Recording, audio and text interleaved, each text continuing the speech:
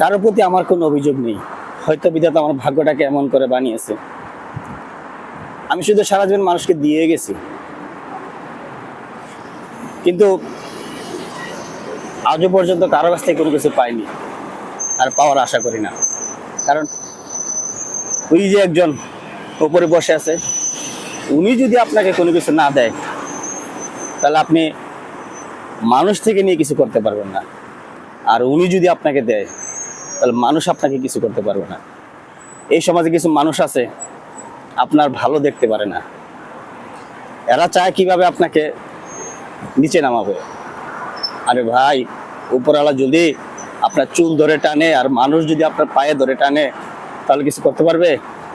কিছু করতে পারবে না। সবসময় একটা কথা মনে রাখবেন, ওই যে উনি উপরওয়ালা, ওনার উপর ভরসা রাখবেন, দেখবেন সব ঠিক হয়ে গেছে। ধৈর্য ধরবেন, ইনশাল্লাহ।